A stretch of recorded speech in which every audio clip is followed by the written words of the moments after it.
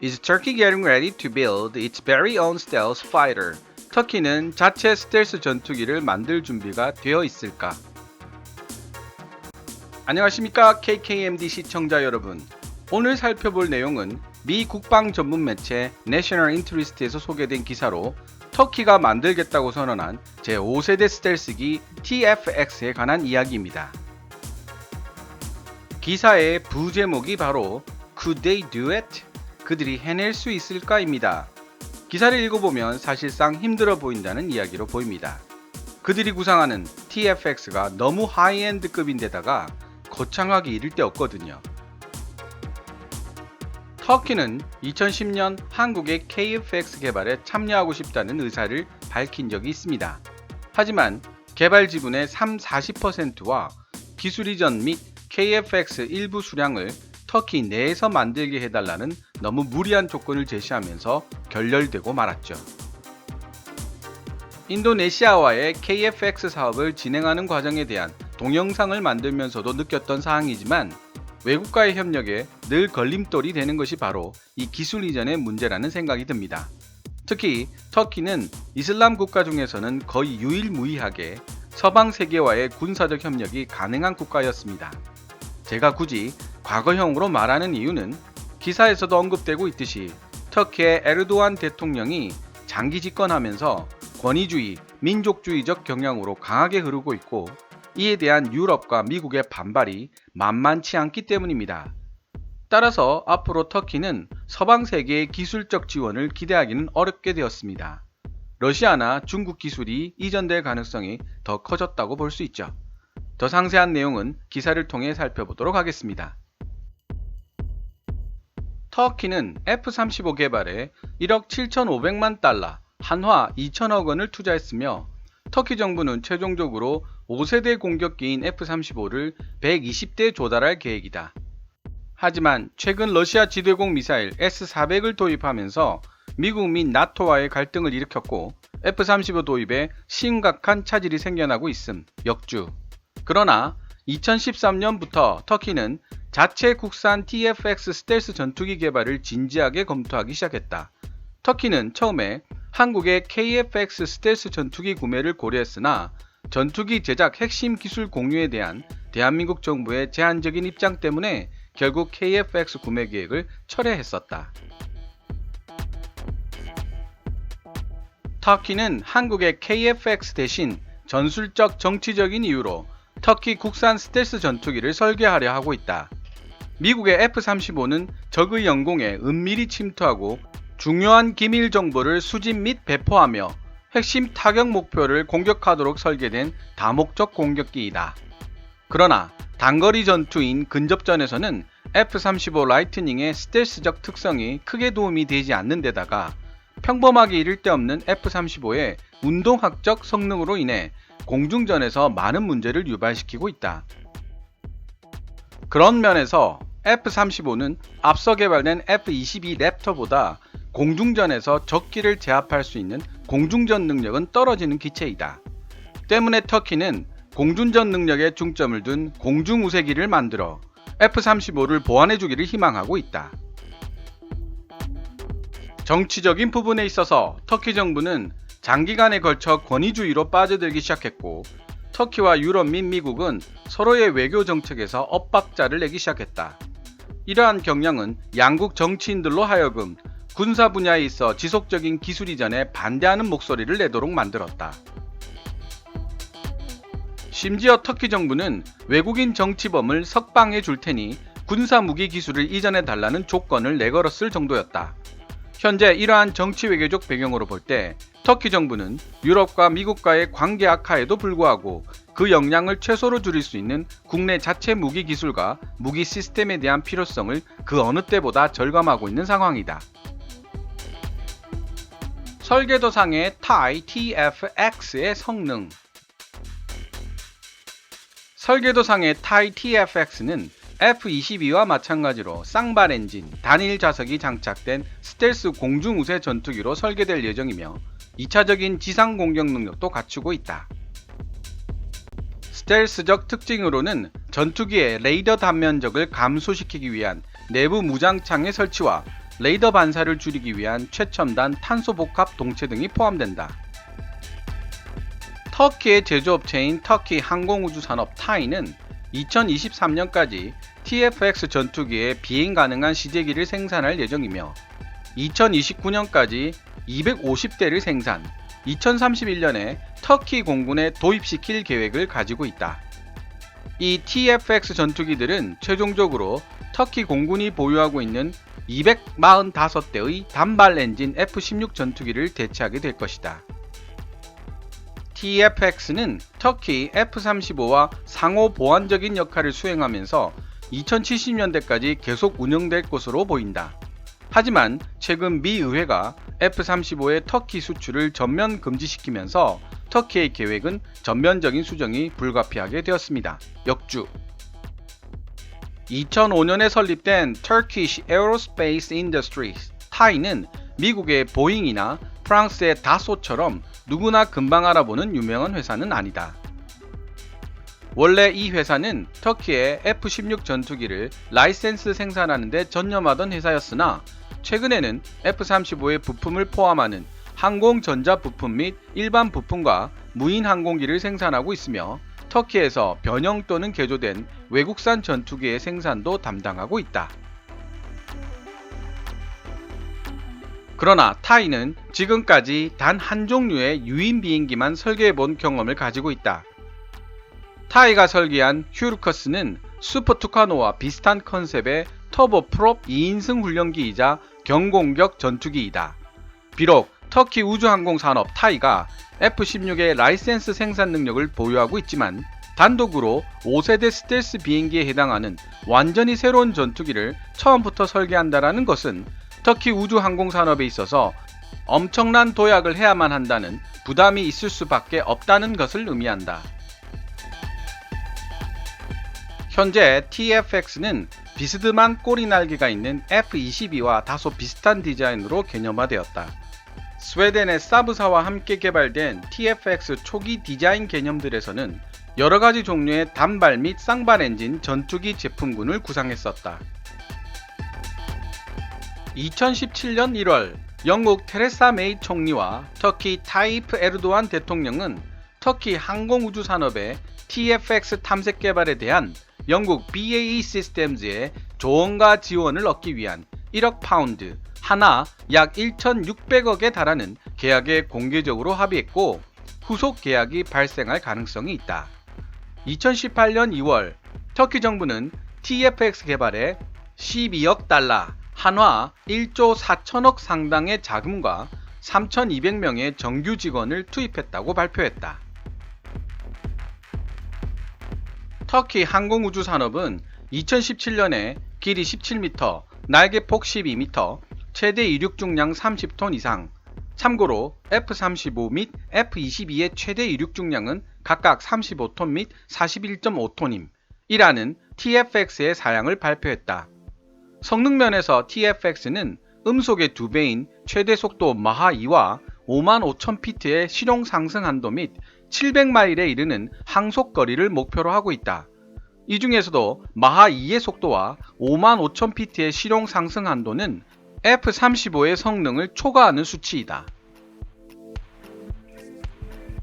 게다가 터키 업체인 아셀산과 하청 계약을 체결했으며 아셀산은 국내 갈륨 지라물 능동형 위상 배열 전자레이더 에이사 레이더를 개발하기 위해 노력하고 있는 중이다. 에이사 레이더는 적군 레이더에 의해 간섭받을 가능성이 낮으며 뛰어난 고해상도를 자랑하기 때문에 항공 센서 분야의 최첨단 기술 중 하나이다. 아셀산은 이미 여러 종류의 방어적 한정 장치를 제조하고 있기 때문에 디지털 주파수 방해 장치 및 레이더 경고 수신기와 같은 부품들을 TFX에 제공하는 것이 가능하다. TFX는 터키 정부가 전하는 바에 따르면 설계 도면상으로 음성 명령 인식이 가능한 인터페이스와 데이터 링크 장치가 설치되어 있는 자동화된 첨단 조종석을 자랑하고 있다. 이런 음성 명령 인식 인터페이스와 데이터 링크 시스템을 통해 공대지, Air-to-Ground 또는 공대공 Air-to-Air 미사일을 발사하기 위해 개발된 IAI 앙카 무인 드론 2대를 조종할 수 있게 된다. IAI 앙카 무인 드론 시스템은 스텔스 전투기가 적에게 탐지될 가능성을 최소화시킬 수 있도록 장거리에서 표적을 추적한 이후 무장 무인 드론기를 파견하여 단거리에서 타겟을 공격하는 전술을 가능하게 해준다. 이렇게 멀리서 무장 드론을 보내 공격하는 전술은 지휘기체의 노출을 최소화시켜 적의 보복 공격으로부터 지휘기체를 안전하게 보호할 수 있게 한다.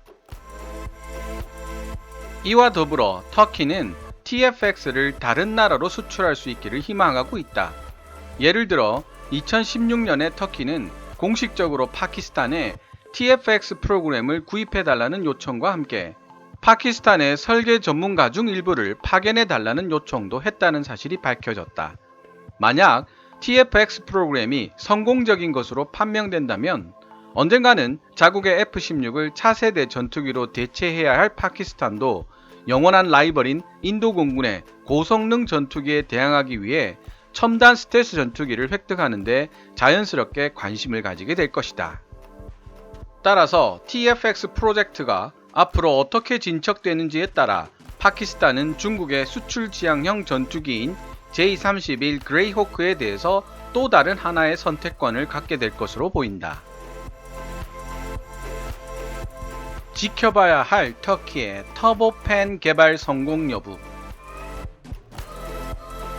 성공적인 제트 전투기 제작에 있어 가장 기술적으로 어려운 장애물 중 하나가 바로 고성능 터보팬 엔진이다. 타이 TFX의 사양은 적어도 2만 파운드 이상의 추력을 가진 2개의 엔진을 필요로 한다. 2015년 터키는 유로파이터 타이푼에서 사용되고 있는 엔진인 유로젯 EJ200를 선택할 것을 제안한다는 양해 각서에 서명했다. 보도에 따르면 터키는 27,000파운드의 강화된 추력을 생산해내고 제트 기류를 배출시키는 노즐의 각도 조절을 통해 전투기의 민첩한 기동성을 가능하게 하는 추력 벡터링 기능을 통합시킨 업그레이드 버전의 엔진을 구입할 수도 있었다. 이와 같은 강력한 엔진에 대한 터키의 요구사항을 살펴보면 터키가 TFX 전투기에 연료를 많이 소비하는 애프터버너에 의존하지 않고도 초음속을 유지할 수 있는 슈퍼 크루즈 기능을 장착하고 싶어 했다는 사실을 알게 해준다. 그러나 2017년 12월 유로젯은 TFX 입찰에서 철수하고 말았다.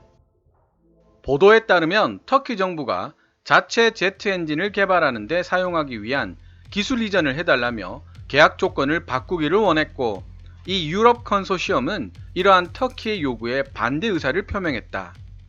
유로젯의 탈퇴는 최근의 정치적인 사건들 때문에 TFX 프로그램을 승인하기 꺼려하는 독일 정부 때문이라는 추측도 존재한다. 이 정치적 사건들로 인해 터키에 수출된 독일제 레오파드2 탱크의 업그레이드건도 취소되고 말았다.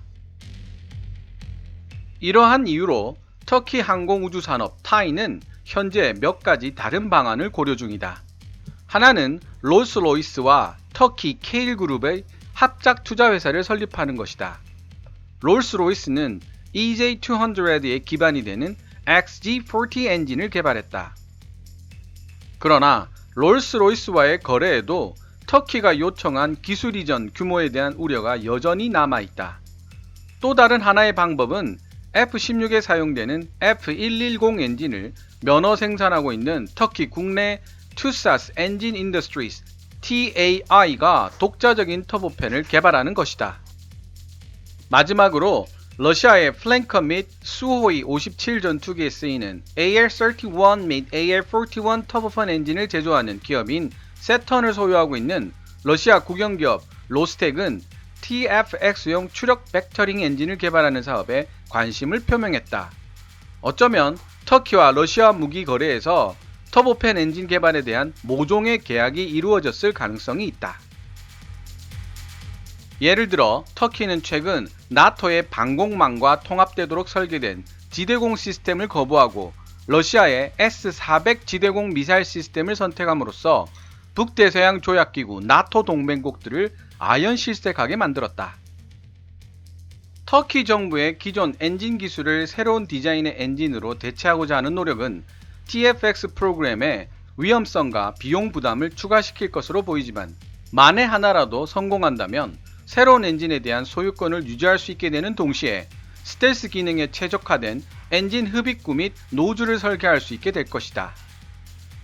노출되어 레이더에 반사되는 터보 팬 블레이드는 수호이 57과 같은 현대적 5세대 스텔스 전투기 디자인에 있어서 치명적인 아킬레스건이다. 또 다른 하나의 가능성으로 프로토타입이나 초기 생산 모델에는 이미 사용되고 있는 기성 엔진을 적용시키고 차후에 자신만의 고유한 엔진 개발을 진행시키는 방법도 생각할 수 있을 것이다. TFX의 실현 가능성은 어느 정도일까? 근본적이고도 중요한 질문은 터키가 보다 광범위한 경험과 기술 기반을 가지고 있는 다른 나라들보다 얼마나 더 싸게 스텔스 전투기를 개발할 수 있을지 여부이다. 예를 들어 미국은 F-35 개발을 위해 400억 달러, 한화 47조 6천억을 지출했다. 일본은 자체 스텔스 전투기인 F-3를 개발하는데 그와 비슷한 금액이 소요될 것이라고 추정했으며, 이 추정 금액은 일본 항공자위대가 공개하기를 꺼릴 정도로 엄청난 금액의 청구서라고 할 수 있다. 터키는 지금까지 TFX 프로그램의 컨셉을 잡는 단계에만 벌써 12억 달러, 한화 1조 4천억을 투입했다. 예상되는 수치는 다양하지만 개발비로 48억 달러, 한화 5조 7천억으로 예상이 되며, 평론가들은 TFX에 들어갈 총 프로그램 비용을 130억 달러, 15조 5천억 정도로 추정하고 있다. 그럼에도 불구하고 이러한 비용은 여전히 더 증가할 수도 있는데, 이는 TFX가 스텔스 전투기는 고사하고 평범한 제트 전투기조차 만들어 본 경험이 없는 터키가 처음으로 만드는 자체 스텔스 전투기이기 때문이다. 게다가 또 다른 하나의 문제는 바로 터키의 설계가 F-35보다 떨어지는 수치의 레이더 횡단면 매개 변수를 목표로 하여 비용을 절감할 것이라는 점이다. 이러한 매개 변수는 F-35의 레이더 단면적인 0.001평방미터와 4세대 전투기인 F-18 슈퍼호넷의 1평방미터 사이의 어느 지점이 될 것이다. 그러나 TFX가 목표로 하고 있는 레이더 횡단면은 현재 미정으로 남아있는데, 만약 비용을 절감하기 위해 레이더 횡단면을 크게 잡으면 TFX의 스텔스 기능은 현저하게 떨어질 수밖에 없을 것이다. 터키가 고유의 스텔스 전투기를 생산해낼 수 있을지 여부는 시간만이 알려줄 것이다. TFX 프로그램은 러시아의 수호이 57 및 인도의 HAR AMCA와 같은 프로그램과 비교해 볼 때 아직 눈에 띄지 않고 있지만 곧 변화가 다가올 것이다. 2023년까지 비행 가능한 시제기를 만들어낸다는 터키의 목표는 조만간 프로젝트의 실현 가능성 및 예상 성능에 대한 판단 기준점을 제공해 줄 것으로 보이며, 이것은 머지않아 전 세계가 터키의 TFX 프로그램이 얼마나 제대로 진행되어 왔는지를 알 수 있게 될 것이라는 사실을 의미한다. 지금까지 미 국방 전문 매체 내셔널 인터리스트가 게재한 터키의 5세대 스텔스 전투기 TFX에 관한 기사를 전해드렸습니다. KFX를 개발하고 있는 대한민국 입장에서 터키의 TFX에 관한 관심이 생기는 것은 어찌 보면 당연한 일이라고 하겠습니다.